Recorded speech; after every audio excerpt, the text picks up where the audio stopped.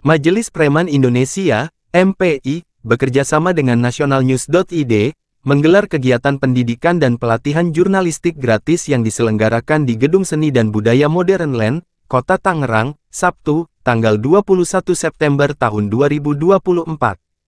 Acara yang mengangkat tema, membangun semangat literasi melalui jurnalistik, menghadirkan beberapa narasumber sekaligus pemberi materi jurnalistik.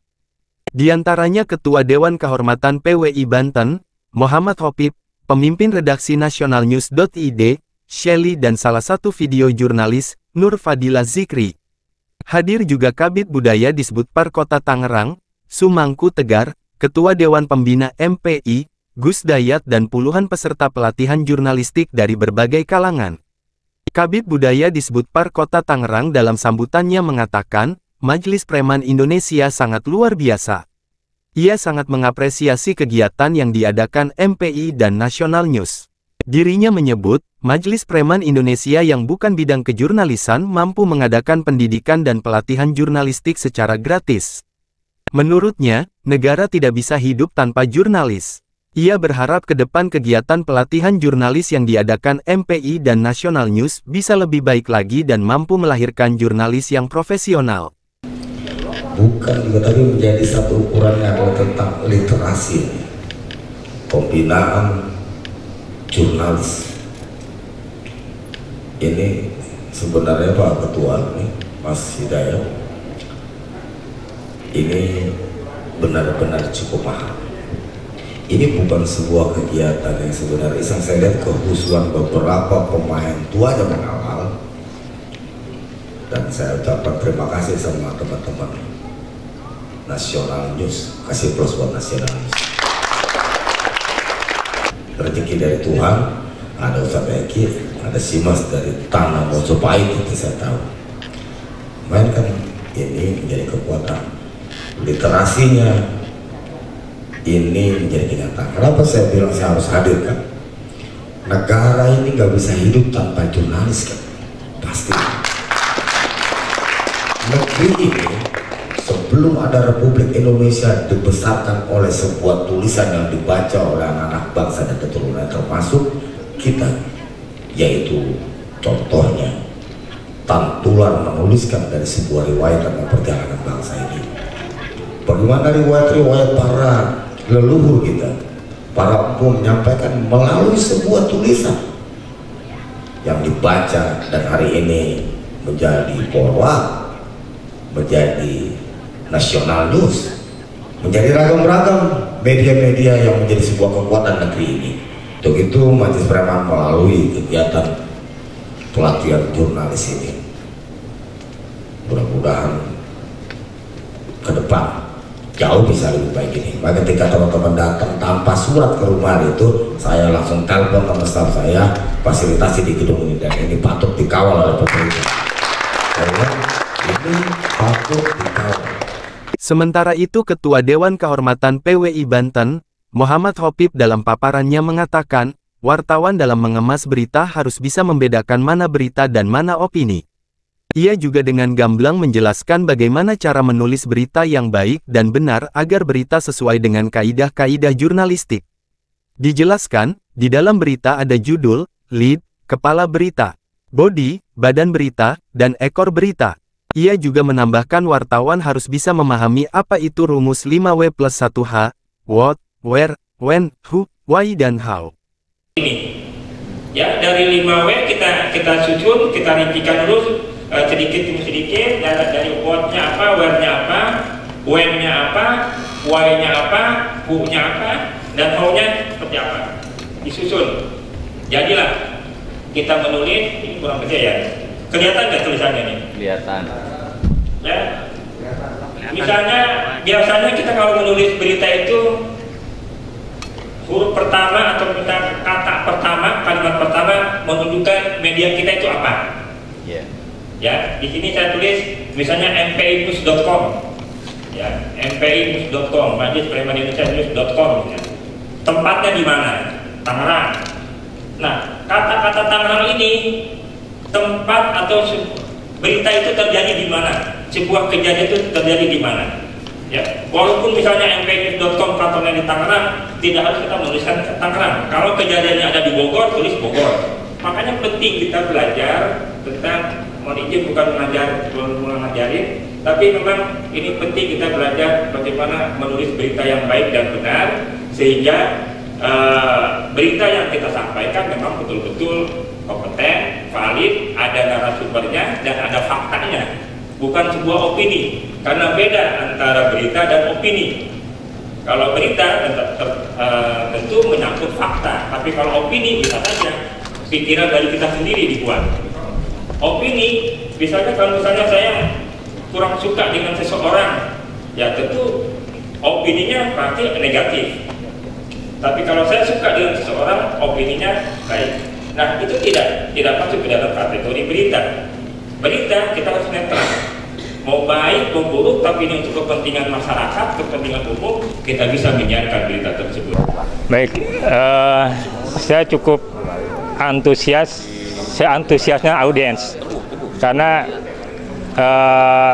Majelis Preman Indonesia telah ikut memfasilitasi kegiatan pelatihan dan pendidikan jurnalistik. Ya, tentu saja ini sangat penting ya di era teknologi sekarang, yang mana semua orang bisa membuat berita, tapi apakah berita itu layak dan tidak? Dengan adanya pelatihan dan pendidikan ini diharapkan kita menulis berita atau menyampaikan sebuah informasi tentu harus sesuai dengan kaidah-kaidah jurnalistik yang telah ditentukan.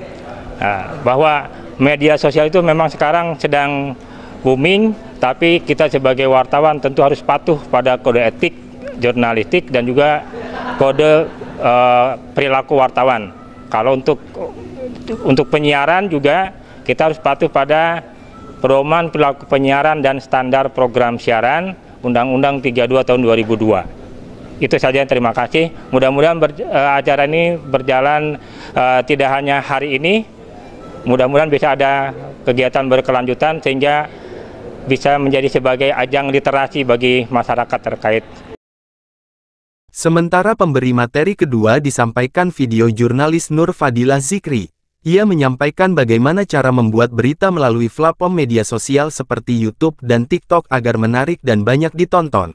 Kemudian dirinya memberi contoh video TikTok yang sudah dibuatnya, dan para peserta dengan sangat antusias menyimaknya. Tema pada kali ini kan teknik dasar membuat berita berbasis video, teman-teman. Next. Pertama-tama, di dalam pengambilan angle nih teman-teman, yang perlu diperhatikan adalah ketika kita mau mengambil angle, kita harus tahu dulu nih kebutuhan kita itu apa. Misalkan karena kita bermain di platform YouTube, otomatis kita akan menggunakan platform landscape, teman-teman. Landscape itu seperti apa sih? Landscape itu seperti ini, teman-teman. Kalau misalkan kita bermain di platform media TikTok, saya biasanya menggunakan mode portrait. Kalau sudah ditambahkan, teman-teman pilih tambahkan suara untuk menambahkan background pemberitaan. Sementara pemberi materi ketiga disampaikan pemimpin redaksi National News, Shelly. Shelly dalam pemaparannya lebih mengedepankan kepada Undang-Undang Pers Nomor 40 Tahun 1999 dan Kode Etik Jurnalistik. Dirinya menjabarkan dengan seksama pasal demi pasal yang ada di undang-undang tersebut kepada para peserta.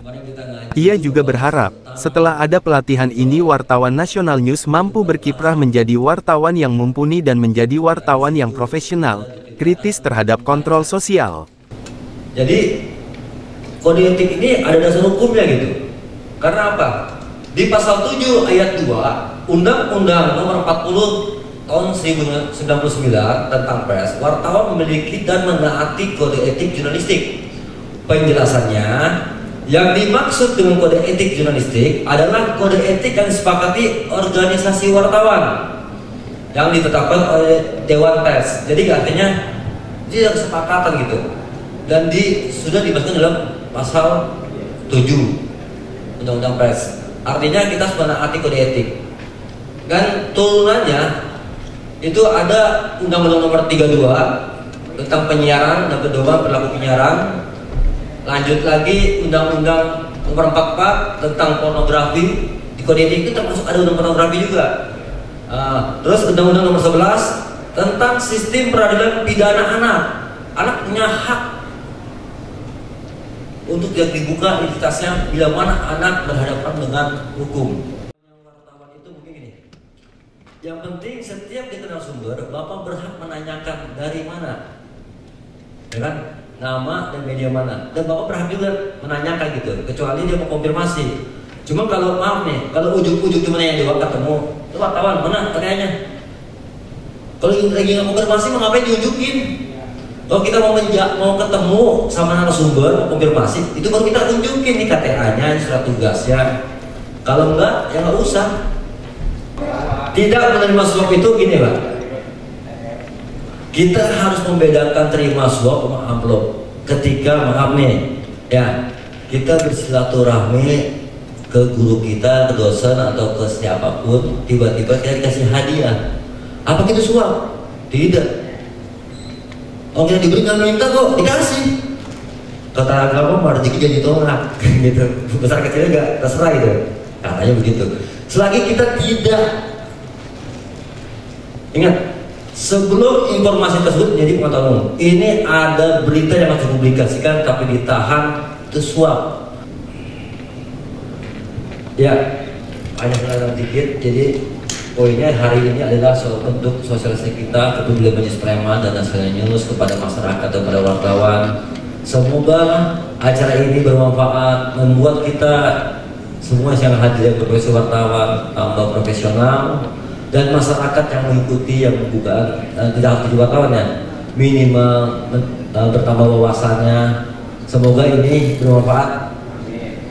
Dan saya tutup, wabillahi taufiq wal hidayah. Wassalamualaikum warahmatullahi wabarakatuh. Dari Gedung Seni dan Budaya Modern Land, Kota Tangerang, Tim Nasional News TV mengabarkan. Rumah kita!